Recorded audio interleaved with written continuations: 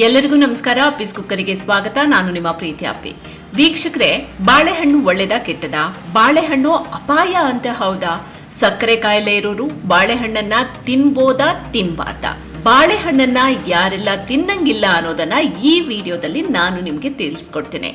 ವೀಕ್ಷಕರೇ, ಬಾಳೆಹಣ್ಣು ತುಂಬಾ ಒಳ್ಳೆಯದು ಆರೋಗ್ಯಕ್ಕೆ. ಅದರ ಅದ್ಭುತ ಬೆನಿಫಿಟ್ಸ್ ಅನ್ನ ತಿಳಿಸ್ಕೊಡ್ತೀನಿ. ಆದ್ರೆ ಅದಕ್ಕಿಂತ ಮುಂಚೆ ಯಾರೆಲ್ಲ ಈ ಬಾಳೆಹಣ್ಣನ್ನ ತಿನ್ನಬಾರ್ದು, ತಿಂದ್ರೆ ಏನಾಗುತ್ತೆ ಅನ್ನೋದನ್ನ ನೋಡೋಣ. ವೀಕ್ಷಕರೇ, ತುಂಬಾ ಹಣ್ಣಾದ ಬಾಳೆಹಣ್ಣು ಸಕ್ಕರೆ ಕಾಯಿಲೆ ಇರೋರು ಯಾವುದೇ ಕಾರಣಕ್ಕೂ ತಿನ್ನಬಾರ್ದು.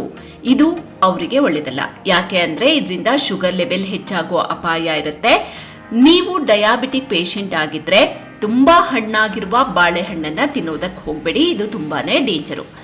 ಜೊತೆಗೆ ಹಣ್ಣಾಗಿರುವ ಬಾಳೆಹಣ್ಣು, ಕಪ್ಪು ಚುಕ್ಕೆ ಇರೋ ಬಾಳೆಹಣ್ಣು ಆರೋಗ್ಯಕ್ಕೆ ತುಂಬಾ ಒಳ್ಳೆಯದೆ. ಇದರಲ್ಲಿ ಪೋಷಕಾಂಶಗಳ ಖಜಾನೆಯೇ ಇದೆ. ಆದ್ರೆ ಡಯಾಬಿಟಿಕ್ ಪೇಷಂಟ್ಸ್ಗೆ ಇದು ಒಳ್ಳೆಯದಲ್ಲ, ಸೇಫ್ ಅಲ್ಲ. ತುಂಬಾ ಹಣ್ಣಾಗಿರುವ ಬಾಳೆಹಣ್ಣಿನಲ್ಲಿ ಗ್ಲೈಸೆಮಿಕ್ ಇಂಡೆಕ್ಸ್ ತುಂಬಾ ಹೆಚ್ಚಾಗಿರುತ್ತೆ. ಗ್ಲೈಸೆಮಿಕ್ ಇಂಡೆಕ್ಸ್ ಮಾತ್ರವಲ್ಲ, ಗ್ಲೈಸೆಮಿಕ್ ಲೋಡ್ ಕೂಡ ಜಾಸ್ತಿ ಇರುತ್ತೆ. ಇದು ಡಯಾಬಿಟಿಕ್ ಪೇಷಂಟ್ಸ್ ಪಾಲಿಗೆ ತುಂಬಾನೇ ಅಪಾಯ. ಹೀಗಾಗಿ ತುಂಬಾ ಹಣ್ಣಾಗಿರುವ ಬಾಳೆಹಣ್ಣನ್ನ ಡಯಾಬಿಟಿಕ್ ಪೇಷಂಟ್ಸ್ ಯಾವುದೇ ಕಾರಣಕ್ಕೂ ತಿನ್ನಬಾರ್ದು.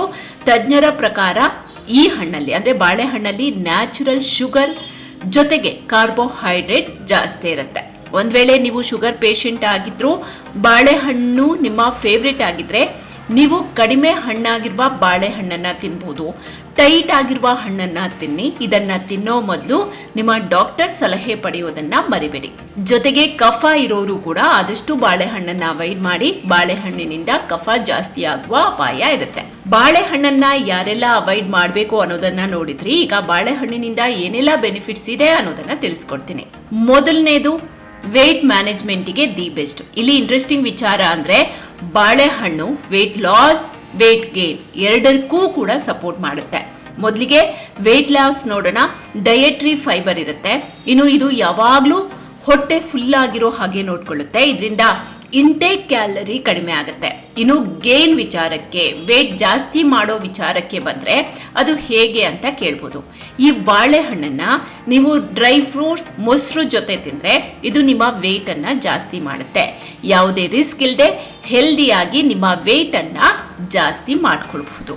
ಇನ್ನು ಡೈಜೆಷನ್ಗೂ ತುಂಬಾನೇ ಬೆಸ್ಟು. ಇದರಲ್ಲಿ ಡಯಟ್ರಿ ಫೈಬರ್ ಇರುತ್ತೆ. ಇದು ಜೀರ್ಣಕ್ರಿಯೆಗೆ ಹೆಲ್ಪ್ ಮಾಡುತ್ತೆ. ಅದೇ ರೀತಿ ಮಲಬದ್ಧತೆಯನ್ನ ಕೂಡ ದೂರ ಮಾಡುತ್ತೆ. ಆಯುರ್ವೇದದಲ್ಲಿ ಬಾಳೆಹಣ್ಣನ್ನ ಸಾತ್ವಿಕ್ ಫುಡ್ ಅಂತ ಹೇಳ್ತಾರೆ. ಅಂದ್ರೆ ನಿಮ್ಮ ಮೈಂಡ್ ಹಾಗೆ ಬಾಡಿಗೆ ಪ್ಯೂರಿಟಿ ಜೊತೆಗೆ ಪಾಸಿಟಿವಿಟಿ ನೀಡೋದು, ಮೆಂಟಲ್ ಕ್ಲಾರಿಟಿ ಮತ್ತೆ ಎಮೋಷನಲ್ ಸ್ಟೆಬಿಲಿಟಿಯನ್ನ ಸ್ಟ್ರಾಂಗ್ ಮಾಡುತ್ತೆ. ಇದೇ ಕಾರಣಕ್ಕೆ ಬಾಳೆಹಣ್ಣನ್ನ ಸಾತ್ವಿಕ್ ಫುಡ್ ಅಂತ ಕರೀತಾರೆ. ಬಾಳೆಹಣ್ಣು ನಿಮ್ಮನ್ನ ಬರೀ ಫಿಸಿಕಲಿ ಸ್ಟ್ರಾಂಗ್ ಮಾಡೋದು ಮಾತ್ರ ಅಲ್ಲ, ಮೆಂಟಲಿನೂ ಕೂಡ ನಿಮ್ಮನ್ನ ಪವರ್ಫುಲ್ ಮಾಡುತ್ತೆ. ಸ್ಟ್ರೆಸ್ ಲೆಸ್ ಆಗಿ ಇರೋ ಹಾಗೆ ನೋಡ್ಕೊಳ್ಳುತ್ತೆ. ಅದೇ ರೀತಿಯಾಗಿ ಬನಾನಾ ಕಿಡ್ನಿ ಹೆಲ್ತ್ಗೂ ಒಳ್ಳೆಯದು. ಇದರಲ್ಲಿ ಪೊಟ್ಯಾಷಿಯಂ ಇರುತ್ತೆ. ಇದು ಕಿಡ್ನಿ ಫಂಕ್ಷನ್ ಅನ್ನ ಇಂಪ್ರೂವ್ ಮಾಡುತ್ತೆ. ಕಿಡ್ನಿ ಜೊತೆ ಇದು ನಿಮ್ಮ ಹಾರ್ಟ್ ಹೆಲ್ತ್ ಅನ್ನ ಕೂಡ ಇಂಪ್ರೂವ್ ಮಾಡುತ್ತೆ. ನಿಮ್ಮ ದೇಹದಲ್ಲಿ ಬ್ಲಡ್ ಪ್ರೆಷರ್ ಅನ್ನ ರೆಗ್ಯುಲೇಟ್ ಮಾಡೋದಕ್ಕೆ ಹೆಲ್ಪ್ ಮಾಡುತ್ತೆ.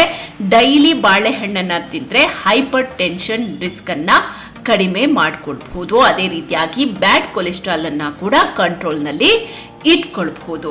ವೀಕ್ಷಕರೇ, ಒಂದು ನೆನಪಿರ್ಲಿ, ಬಾಳೆಹಣ್ಣು ಆರೋಗ್ಯಕ್ಕೆ ಒಳ್ಳೆಯದು ಅಂತ ಹೇಳಿ ಹೆಂಗ್ ಬೇಕೋ ಹಂಗೆ ತಿನ್ನೋ ಹಾಗಿಲ್ಲ. ಅತಿ ಆದ್ರೆ ಅಮೃತಾನು ವಿಷ ಆಗುತ್ತೆ ಅನ್ನೋದು ನಿಮ್ಮ ನೆನಪಲ್ಲಿರ್ಲಿ. ಜೊತೆಗೆ ಬಾಳೆಹಣ್ಣು ಬೋನ್ ಹೆಲ್ತಿಗೂ ಒಳ್ಳೆಯದು. ಮೂಳೆಗಳು ಸ್ಟ್ರಾಂಗ್ ಆಗೋದಕ್ಕೆ ಬಾಳೆಹಣ್ಣು ಸಪೋರ್ಟ್ ಮಾಡುತ್ತೆ. 40 ವರ್ಷ ಮೇಲ್ಪಟ್ಟವರಿಗಂತೂ ಇದು ತುಂಬಾನೇ ಒಳ್ಳೆಯದು. ಇದರಲ್ಲಿ ಪೊಟ್ಯಾಷಿಯಂ, ನಾನು ಆಗ್ಲೇ ಹೇಳ್ದಾಗೆ ಪೊಟ್ಯಾಷಿಯಂ ಜೊತೆಗೆ ಮೆಗ್ನೀಷಿಯಂ ಇರುತ್ತೆ. ಇದು ಮೂಳೆಗಳನ್ನ ಸ್ಟ್ರಾಂಗ್ ಮಾಡೋದಕ್ಕೆ ಹೆಲ್ಪ್ ಮಾಡುತ್ತೆ. ನೋಡಿದ್ರಲ್ಲ ವೀಕ್ಷಕರೇ, ಬಾಳೆಹಣ್ಣಿನಿಂದ ಸೈಡ್ ಎಫೆಕ್ಟ್ ಕಡಿಮೆ, ಇದರಿಂದ ಲಾಭಗಳೇ ಜಾಸ್ತಿ. ಹೀಗಾಗಿ ಡೈಲಿ ಬಾಳೆಹಣ್ಣು ತಿನ್ನಿ, ಆರೋಗ್ಯವಾಗಿರಿ. ಆದ್ರೆ ಅತಿಯಾಗಿ ಬೇಡ.